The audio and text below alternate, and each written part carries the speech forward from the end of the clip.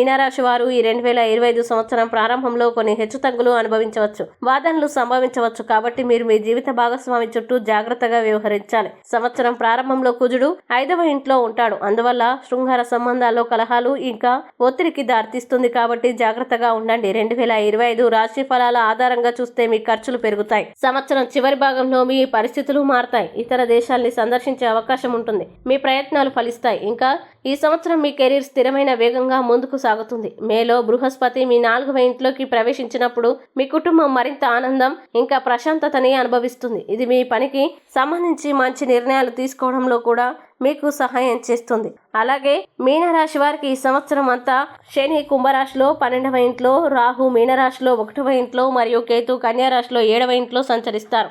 ఇక మీనరాశి వారికి 2025 సంవత్సరం యొక్క వార్షిక ఫలాల్లో చేయాల్సిన పరిహారాలు గనక చూసినట్లయితే, మీనరాశి వారు ప్రతి గురువారం ఆవుకు బార్లీ తినిపించండి. ప్రతిరోజు నమశివాయ జపమాల జపించండి. అలాగే నరసింహస్వామి ఆలయంలో 1000 దీపాలు వెలిగిస్తే రుణ సమస్యల నుంచి ఉపశమనం లభిస్తుంది. తిరుచెందూరు మురుగన్ ఆలయ సందర్శన కుటుంబంలో ఆనందాన్ని పెంచుతుందని చెప్తారు. విద్యార్థులు గురువారం దక్షిణామూర్తిని పూజిస్తే చదువులో రాణిస్తారు. మంచి శుభ ఫలితాలని పొందుతారు.